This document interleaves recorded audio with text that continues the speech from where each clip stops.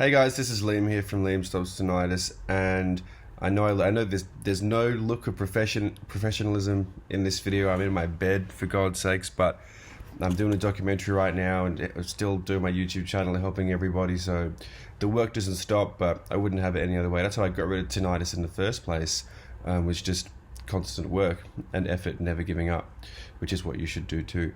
So I'm going to try and talk slow in this video because we're going to get into some big words, some big concepts, and some clinical studies that were done about 20 plus years ago, even earlier actually, even 50 years ago if you consider a lot of the studies were done 70s, around that mark. We're going to talk about how tinnitus was being cured back then, okay?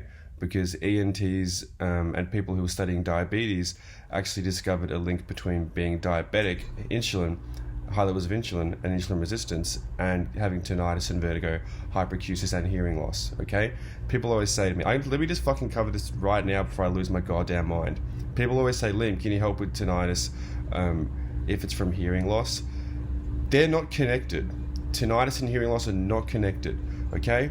There's an underlying problem that causes both of them, okay? And it comes under the field of neurootology, okay? Which is what we're going to go into now. So here's what I'm going to do. I tried to record my screen, but my computer kept shutting itself down. So I think that my computer is a piece of shit and I can't do that. So what I'm going to do is you're going to click below this video. There's a link to a study, and you're going to go to that page, stop watching my YouTube video, and we're going to do it together. We're going to go through it together, okay? So top of the page, let's read the title. I'll explain what it means after I read it.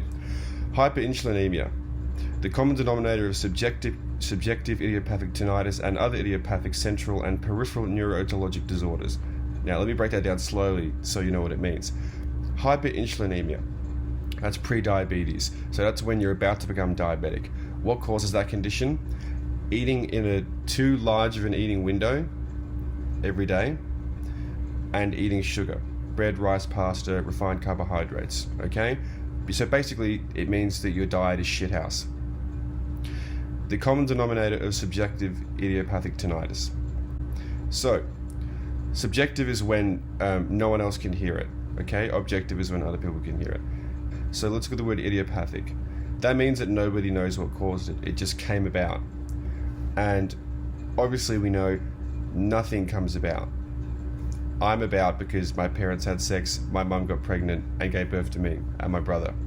This computer is about because resources were used and it was built, okay? This bed came about because it was made too. You can get tinnitus because something caused it. You don't just get tinnitus. You don't just get cancer. You don't just become blind.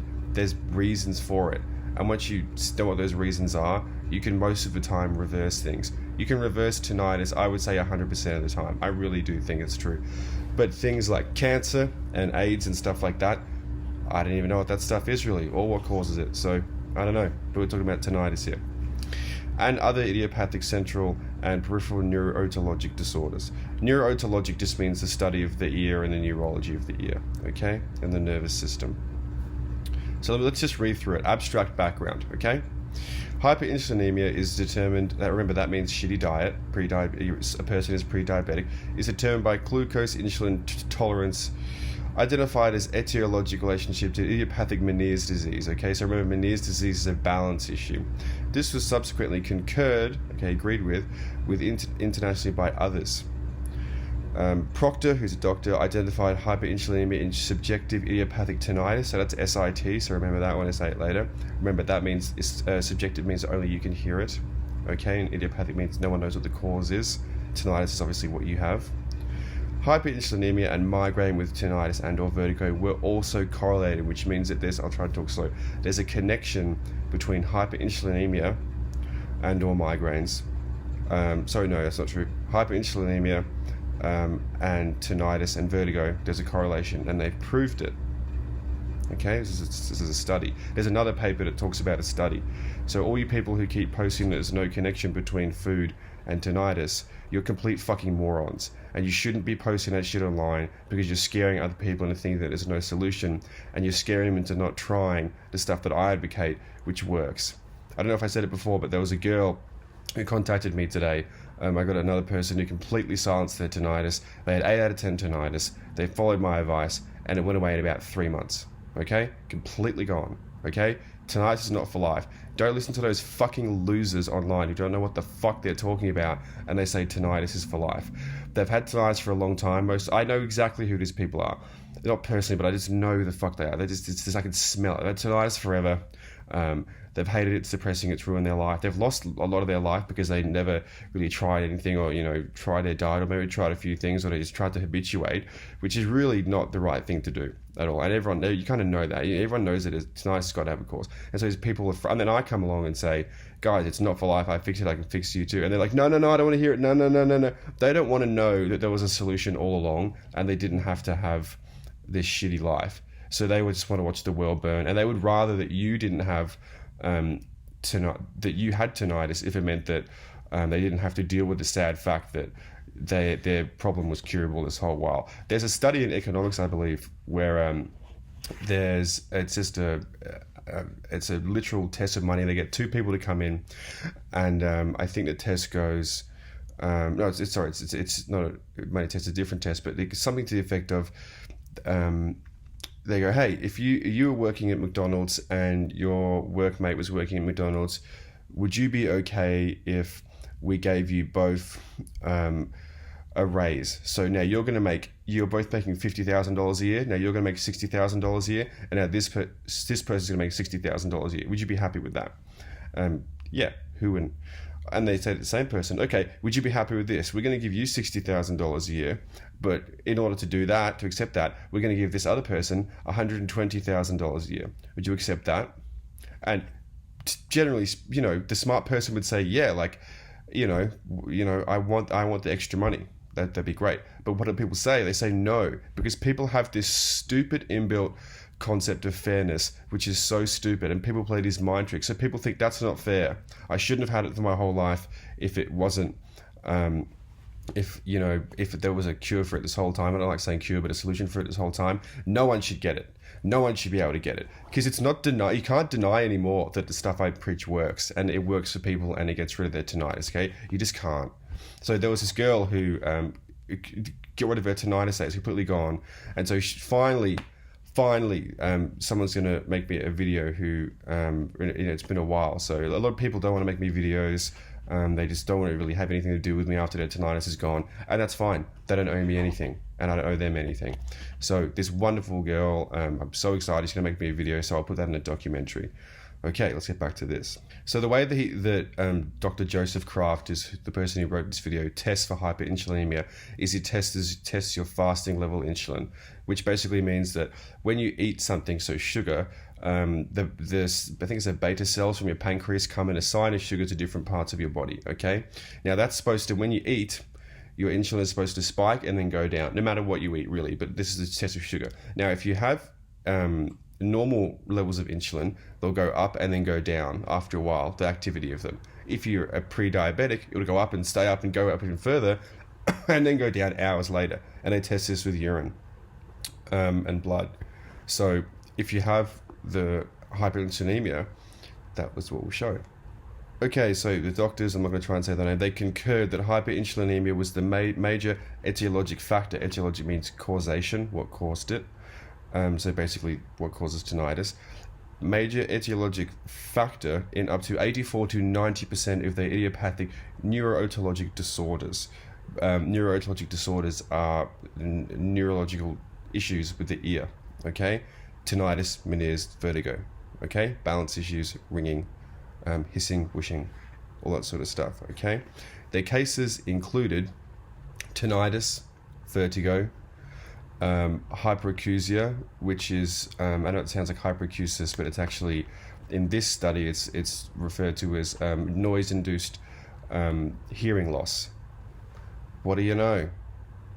There's already studies showing that noise-induced hearing loss is not for life. And classical Meniere's disease. Updegraff, which is one of the doctors, identified hyperinsulinemia in his migraine studies. Excuse me. Independently, the investigations reported a dramatic relief and sustained therapeutic response to medical nutritional therapies compliance unequaled by other modalities. So it means this crushes everything else. It fucking crushes everything else. Diet will always beat habituation. Diet will always beat anything else. Brain retraining, cognitive brain, whatever the fuck I tried to do all those years ago. Nothing comes fucking close to fixing your diet. There's not a fucking thing that can hold a fucking candle to it. Nothing. Okay, so I'm going to wind this up with a bit of an expansion I've provided here upon the results, okay? Excuse me, that was gross. So, Big Cool Society on Neuro-Otological Disorders. Okay, so in March 1988, they addressed vertigo, nausea, tinnitus, and hypoacusia, which is not hyperacusis. It's noise-induced tinnitus in metabolic disorders. Okay. They all concurred basically that eating sugar and being a fat loser and basically losing sleep as well is the major diagnostic factor in up to 84 to 92% of their cases of idiopathic, which means that no one knows what caused it, dizziness and tinnitus. Okay, the patients also included people who had classic Meniere's disease. Okay, now let me let's see, finish it off here. Of the 54 patients, 49 of them, which is 91%, achieved control of their vertigo after the initial 6 months of dietary treatment. What a fucking shock. Diet works. Who would have thought? This control had been maintained at the same 90% rate during the 10 years since the study was initiated in 1980. Okay, the patients with Meniere's disease reported hearing improved to normal levels and complete relief of tinnitus. Complete relief of tinnitus. Just like that girl today who, guess what, did what I said, fixed their diet. What a fucking shock. Where are I? This writing is very small. Doctors.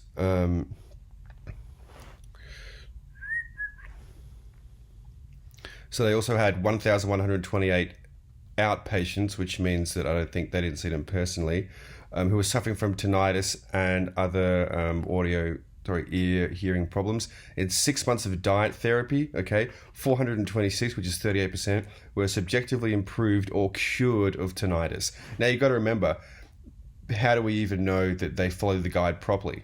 I know some people don't follow my guide properly, and that is absolutely fine, but just be honest with yourself. And remember, it's just slowing yourself down. It's okay. With dietary control, the associated vertigo and other kinds of dizziness improved or were eradicated in 72% of the cases. Hearing loss was improved by 20% in 20% of the patients. That's fucking insane. Who can possibly... There's no treatment, there's no drug, okay? There's no brain retraining that can ever do this. It is not possible, okay? You can't... See, fixing a diet is like putting the right fuel in the car and it drives properly. But cognitive brain retraining, that other stuff, which I haven't seen any... Show me results like this. Show me results like this. That's like putting a fresh coat of paint on the car. It looks nice and it's fancy and the person is helping you as a doctor, but it doesn't really do anything.